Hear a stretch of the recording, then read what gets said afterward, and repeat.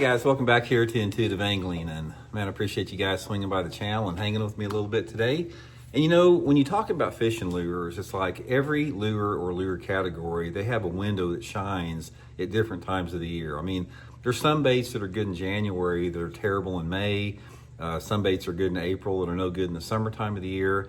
And that's the way it is for 99% of the lures. They have months that one is better than the other. And that's just sort of the nature of fishing based upon, you know, their moods and their personality, the water clarity, the water visibility, just the things that bass prefer. But there's one lure, guys, there's only one that I'm aware of that I can tell you for sure that catches bass just as good 12 months out of the year. I can catch bass on this lure in January just as good as I can August or December or May or whatever. So we're gonna identify that today, give you guys some good tips and advice on how to fish it. Definitely think it's gonna add up to one of your favorite new baits in your tackle box here. Also, guys, a couple quick things here we get started, a couple quick housekeeping tips. Just a big thank you to everybody that's taken time to subscribe here to Intuitive Angling. Much appreciated, guys. We also have channel memberships for Intuitive Angling. So if you like to go to the next level to support the channel, channel members get private videos every week that aren't seen by the public and access to my private live stream. Just go to my homepage and my YouTube channel and click on the join button for information. Appreciate that. And also, guys, quick reminder, you guys have probably heard me talking about this. The Cast King's got a big special going on this month with their Finesse bait system, reels. This is the Kestrel Ultimate Finesse bait reel, bait caster reel, designed to fish light lures, guys, like small crankbaits, light jerk baits. Fish down 6-pound test line on it. It casts light lures of just a mile because of the braking system and the low friction guide system, line guide system on it. So if you guys prefer to use baitcaster instead of spinning, check out this Kestrel Ultimate. I'll have the link in my description of this video if you guys would like to order one. And if you use the promo code Randy10, you get an additional discount. So appreciate you guys putting up with the plugs there. Okay, guys, let's get right into this. I'm going to tell you what, the only bait that catches them 12 months out of the year, just as good every month, and it's a Finesse jig. Not a full-size jig, a Finesse jig. This is my Blaukat Power Finesse Throwback jig. I'll put this in my Tackle Warehouse link in the description of this video. Comes in 3 different sizes, 7 different colors. It's a Finesse jig. It's a ball head jig, guys. It's got a turned eye guide on it. It's super sharp, a 2-aught mustad hook, perfect weed guard. And most importantly, my Power Finesse jig's got living rubber hand-tied skirt. The only jig on the market out there that has a hand-tied living rubber skirt because they're so labor intensive. But that's what I wanted, and that's what they built me for at Cumberland Pro Lures, who actually built the bait here. So this is what we'll be talking about. Okay, now I'm going to show you guys how to modify this thing, and then we're going to talk about why it works good and how to catch fish on it at different times of the month. Now, jigs, when you get them out of the package, they're all pretty uniform across the bottom like that. And we've intentionally made the skirt on my jig longer so you can trim it off and you can accommodate different trailer lengths. But what I do with it is this is my favorite trailer. This is a Zoom Super Chunk Junior. And I'm just gonna thread it on there and I'm gonna show you how to trim it to how, you get a lot more bites if you trim it like I'm gonna show you here. It's got a nice keeper too on it. This is the way it looks untrimmed. So what we're gonna do is we're gonna take some material off, and I wanna make it where it's not even. I wanna make it where it's, you know, just sort of crazy looking. So I'm gonna be cutting at a 45-degree angle. You don't cut straight, you cut at a 45. And I'm trying to create some wild hair. See how that one sticks out there? I'm trying to create that type of a look. And I wanna make sure, I'm gonna cut it back short enough to where I make sure that the trailer is exposed, where you can see the trailer really good on it. So I'm just gonna trim it up like that. And this is pretty much how I do it. Now, every single time it's gonna be a little different, but see how much better that looks as far as modified and all trimmed up. And then on my jigs, guys, I always do, I don't want this to sound like a dang advertisement, guys, this will help you out. Put some Baitpop on it. It's got real fish, real amino acids on it. I got this in my Tackle Warehouse link in this video description too, but put a little bit on your fingertip like that. Then just put it on the trailer here. Rub it in the trailer. Now the reason this is so important, let me explain why scent is really important regardless if you use a Baitpop or whatever scent. When this jig's sitting on the bottom like that, it's rubber and plastic. So the scent on it is not gonna, it's gonna smell like rubber and plastic. When this jig hits the bottom like that, the bass can hear that from a long way away. I mean, they might be able to hear this from 30 or 40 feet away or more, because if they can see and if they can hear and feel a minnow moving through the water at darkness, they can sure feel the vibration and hear the sound of this jig thumping on a rock on the bottom. So it gets their attention, they swim over to it, and I've seen them do this. They nose down on it. Very seldom do they just swim over to it and grab it. They swim down to it, they put their nose on it like that, and when you got their nose that far away from the bait, they say that a bass can smell better than a dog. You can better believe that if you've got some scent on there, it's going to help them suck that bait in. So that's the way that I rig it up right there with a scent on it. Okay, given that, let's talk about the meat of it. Now, this is the meat of the video. Let's talk about every single month as far as how I like to fish the finesse jig and why it works so good. There might be a couple other baits that would fall in this category. I would put a shaky head as a possibility, but still, shaky head doesn't work as good as a finesse jig as far as 12 months out of the year. Okay, now, when I'm talking about a finesse jig, I'm not really talking about every single month per se. I'm talking about the water temperature changes throughout the year, and you can equate that to months. So say, for example, in most of the country, your coldest water is going to be in January, and the next coldest water is going to be December or February. And then after that, you've got a gradual warming trend up into about, September, and then you have a gradual cooling trend. So let's talk about the finesse jig in those terms. Now, this is going to apply to every month. Let's talk about water temperatures in the 40s, 50s, 60s, 70s, 80s, and above. Okay, when the water temperature's in the 40s, which is the coldest time of the year, this is when you want to fish that finesse jig around deeper vertical structures. It's all about being vertical.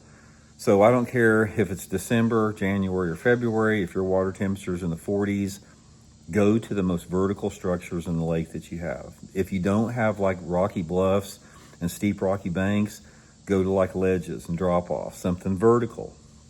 Bass love to get on vertical structures during the coldest part of the year. So my favorite way to catch them on a finesse jig in the wintertime is to fish bluff banks. I love fishing bluff banks, both bluff banks on the main lake and in the creek arms. Really, really good. Steeper channel banks also can work good, but there's something about bluff banks that you can't beat. I've caught so many good fish on bluffs on a finesse jig that time of year. Now, the next period is when the water temperature's in the 50s. The fish, once that water temperature starts getting into the 50s, a lot of those fish that are deeper in the wintertime, like if they're suspended out over deep water or if they're deeper on the bottom, they start to move shallower. And that's when I move up to the rock transitions. This is my rock transition period when it's in the 50s.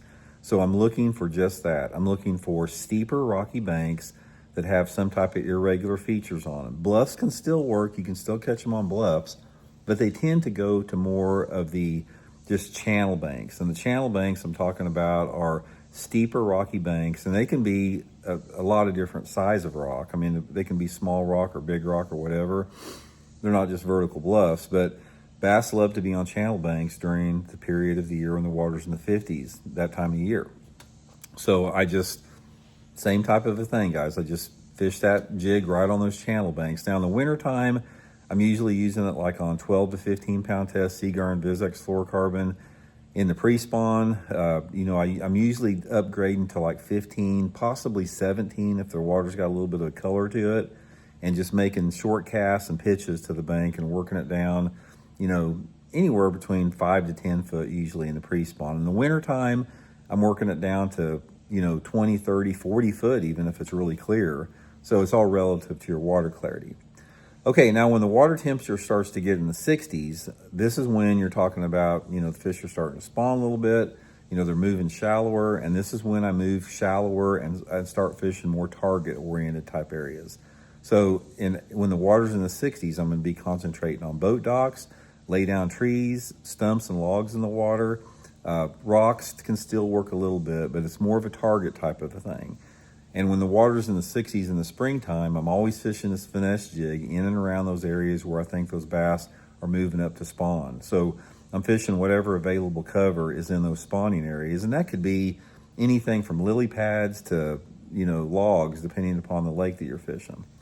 Okay, Now, once the water gets in the 70s, again, you're having a lot of fish that are in the post-spawn period, and you have a lot of more diversification. When the water's in the 70s in the post-spawn, this is usually in May and June for the most part, and this is one time of year that you have a lot of flooded cover usually. Flooded trees, the water comes up high in a lot of man-made lakes.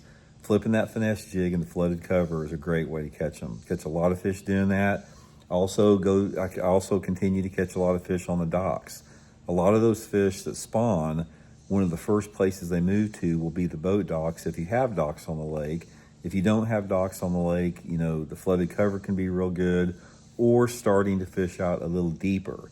So here's another thing that happens. After those fish spawn and the water temperatures in the 70s in May and June, those fish will move back out to like secondary and main lake points. So one of my favorite ways to fish that finesse jig is I get out there on those secondary and main lake points and I just cast that finesse jig in anywhere between 5 to 20 foot of water, you know, on those points, depending upon the water clarity. It's all relative to that, so you got to remember. Most of the time, as far as, let me give you a water temperature, you know, grade here.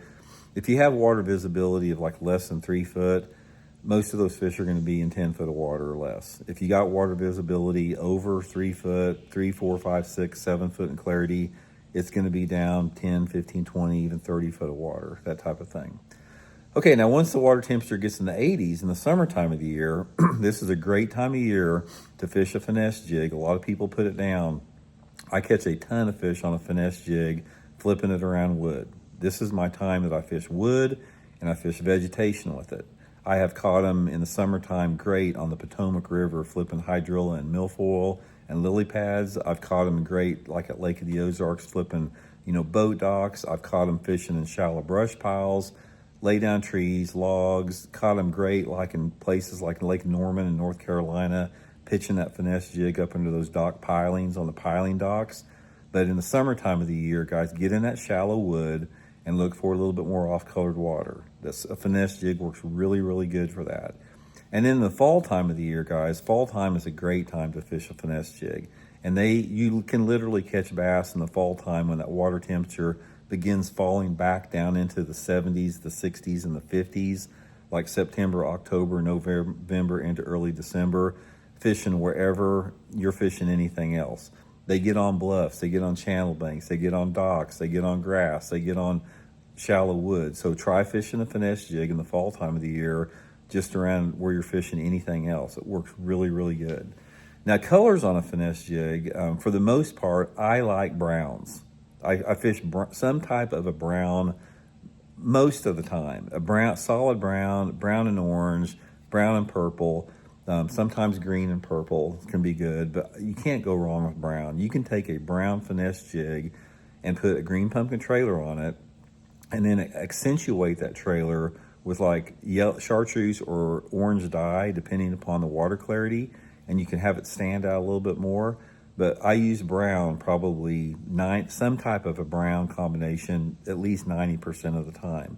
The other time, occasionally I will use the black and blue if the water's got a lot of stain to it, and especially if I'm fishing around vegetation, like flipping it around lily pads or grass, I like the black and blue, can work pretty good too. But anyway, guys, finesse jig, man, it'll catch them 12 months out of the year. Like I said, check you some out, guys. I got that Tackle Warehouse link in the description of the video to my Blaukat Power Finesse jig. You guys will love that jig. It's the best one on the market, so hope it helps you guys catch something.